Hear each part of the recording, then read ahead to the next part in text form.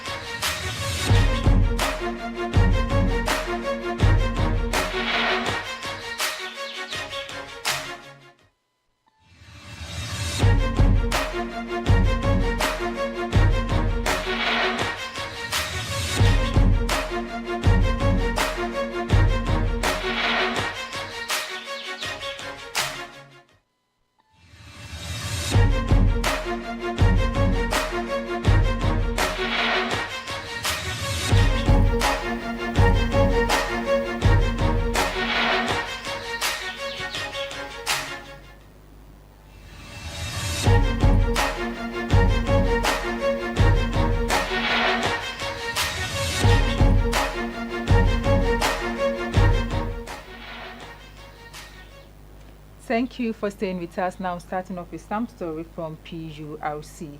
Ghanaians must brace themselves to pay more for electricity starting next month. The Public Utility Regulatory Commission gave this indication in its second quarterly review for 2024.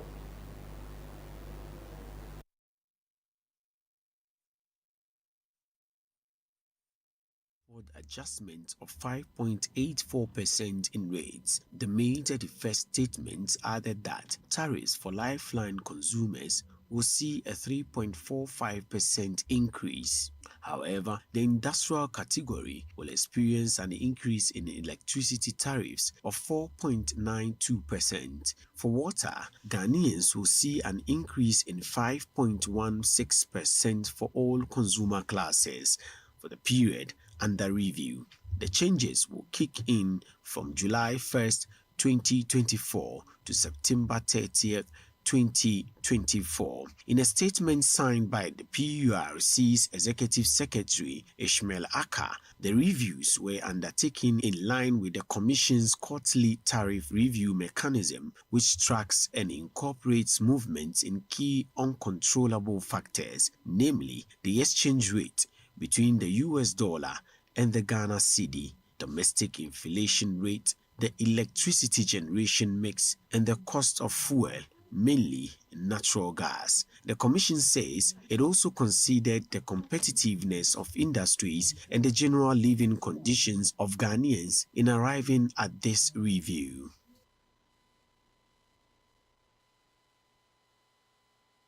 Away from that, scores of community members besieged an accident scene at Ohene Kwanta near Konongo on the Kumasi-Accra highway, forcibly opened the compartment of the tanker truck and began siphoning the diesel. The intervention by police and military officers could not stop them from taking the diesel.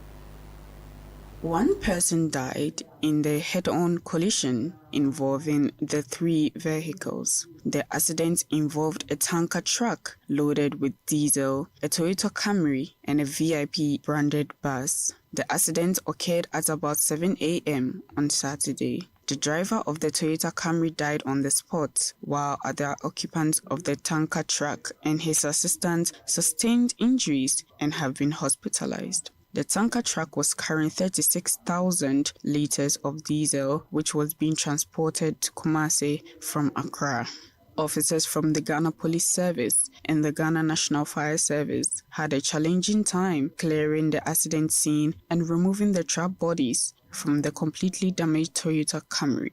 The tanker truck and the wrecked Toyota Camry were subsequently towed to the Konongo Divisional Police Command. Mohammed Zakari, the owner of the tanker truck, could not readily quantify his losses and described the siphoning of the diesel as unfortunate. And in other stories, concerned cocoa farmers in the Elembele district on Saturday, June 1, stormed an illegal mining site at Sendu to express their frustration and opposition to the destruction of their cocoa farms and water bodies.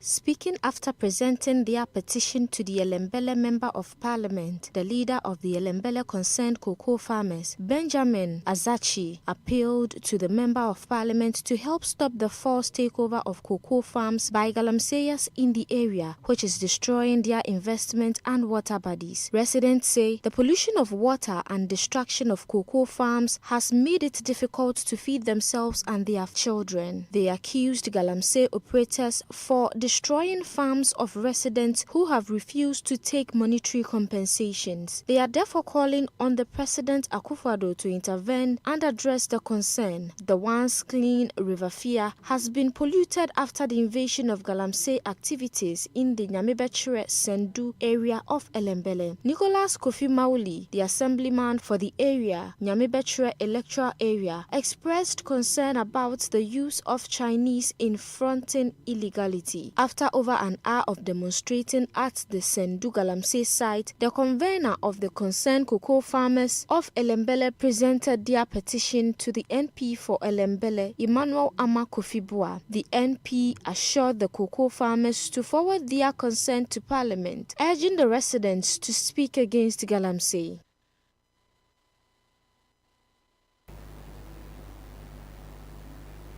And now in politics, flag bearer of the National Democratic Congress, John Dramani Mahama, has revealed his intentions to set up an electric motorbike assembling plant when elected president.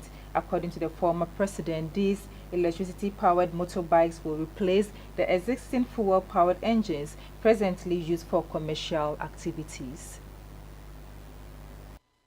Mr. Mahama indicated that the electric-powered bikes, when successfully rolled out, will reduce the cost involved in using Okada and tricycles for transport. He said he has already spoken to 2 companies which are willing to open an assembling plant for electric motorbikes. He said these battery-powered motorbikes will be given out on hire purchase and work and pay terms. Speaking to motorbike riders in Ashaman, Mr. Mahama declared that the party has incorporated the legalization of Okada services into its 2024 manifesto. He criticized the current government for failing to fulfill its promise of replacing motorbikes with cars. He also voiced his concern regarding the nation's unemployment rate since his departure from office in 2016. The NDC flag bearer said the unemployment rate, which was 8.5% when he left office in 2016, is now 14.7% under Akufo-Addo Bawumia's government. He said, but for the Okada business, the over 1.7 million Okada riders would have been unemployed,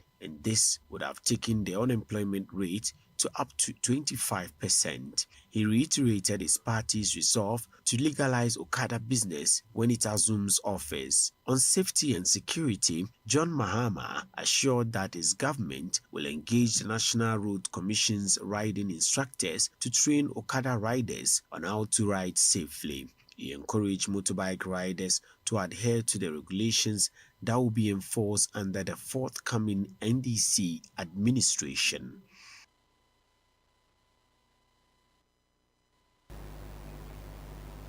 Meanwhile, Atukumsin, the son of the MP for Ewutu Senya East and the Minister for Fisheries and Aquaculture, Mavis Hawa Kumsin, has been allegedly stabbed following a confusion near the Electoral Commission's office at Kaswa. According to available information, Mr. Kumsin was in critical condition when he was rushed to the 37 military hospital for treatment. Sources say another person was also injured during the altercation. Giving more details, an eyewitness said the confusion started when supporters of the governing NPP and opposition NDC disagreed on the position of some residents in the queue in the ongoing voter ID cards transfer and replacement exercise. The source explained that both parties usually join the queue for members by booking a spot with a chair. However, a disagreement on who should sit on a particular chair started around 4 a.m. Mr. Kumsin is said to have arrived at the registration center about 45 minutes after the altercation started. He is then alleged to have approached the NDC organizer at the registration center to help resolve the issue. However, another alleged member of the NDC started to verbally abuse him. According to Ken Adawu, a member of the NPP who also sustained a minor cut, the alleged NDC member pulled out a knife during the exchange between the two gentlemen, stabbing the minister's son in the chest. King Adawu sustained injury in his attempt to block the attack and was subsequently rushed to the hospital together with Atukumsin, where he was treated and discharged while Atukumsin still admitted and receiving treatment. Meanwhile, the police have arrested the main suspect amidst ongoing investigation into the matter. And now in business, the Bank of Ghana has announced a loss of 10.5 billion cedis for the financial year ending 2023. This significant loss is primarily attributed to an increase in total interest expenses on its open market operations during the period under review. These expenses surged by 6.7 billion cedis. This 10.5 billion cedi loss is, however, a substantial improvement compared to 60.9 billion cedis loss the central bank reported in 2022 following the impairment of its holdings of marketable government stocks and non-marketable instruments during the domestic debt exchange program. The bank explained that the rise in expenses was necessary to manage the economy's excess liquidity.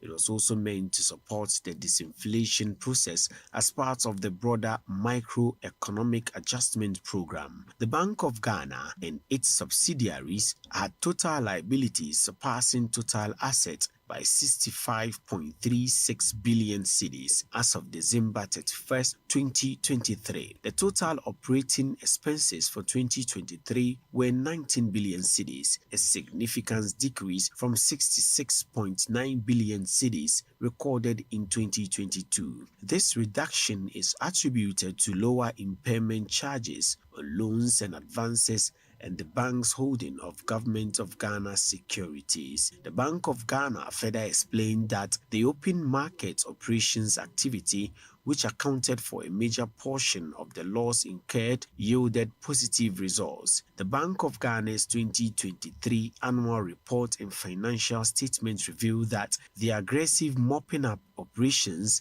contributed to slowing down inflation to 23.2% by the end of 2023, significantly down from the rates of 54.1% at the end of 2022.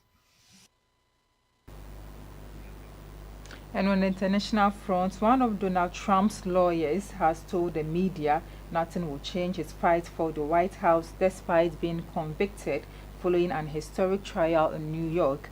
Juries found Mr. Trump guilty on Thursday of falsifying business records to conceal hush money payments made to former porn star Stormy Daniels during the 2016 presidential election campaign. Mr. Trump became the first U.S. president to be convicted of a crime, but he has said the trial was rigged and the prosecution was politically orchestrated. Alina Habba said the former president is a victim of political selective prosecution. Following the 7-week trial at Manhattan Criminal Courthouse, Mr. Trump was found guilty of 34 counts of falsifying business records. Mr. Trump will be sentenced on 11th July. However, he confirmed he will be appealing against his criminal convictions. Ms. Habba sat alongside Mr. Trump during the trial and said even if if jailed, Mr. Trump will still stand in the U.S. presidential election in November.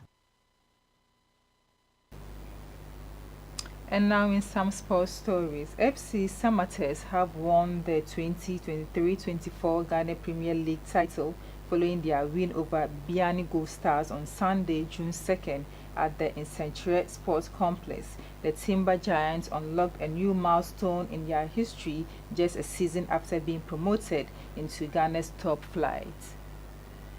Nurdin Amadou's men won the league title with 2 games to spare after Edwana and Midday SC were handed defeat in their respective games over the weekends. Emmanuel Mama clinched the crucial goal moment before halftime, propelling his team into the lead in a moment that would ultimately define the match. Persistent heavy downpours caused a delay in the game, making the pitch unsuitable for play. However, after thorough interventions and inspections, the match resumed, with the entire second half going ahead. The Incenture Stadium erupted with joyous scenes as die-hard fans celebrated with unbridled emotion and excitement. Samatek's victory signifies a rare occurrence in the Ghana Premier League, as no champion has successfully defended their title since Asante Kotoko in 2014. They now join the esteemed ranks of clubs from the Western region to claim the Ghana Premier League crown, following in the footsteps of Sekondi 11 Wise, Hasakers, and Midday SC, who won the competition last season. Across 32 matches, Samatters won 18 games, drew 4,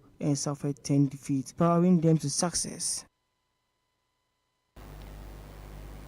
And this is all we have for you on our midday news. For more stories, log on to our website, bainamultimedia.com. I'm Khadija Tukubra Kayla, and have a good afternoon.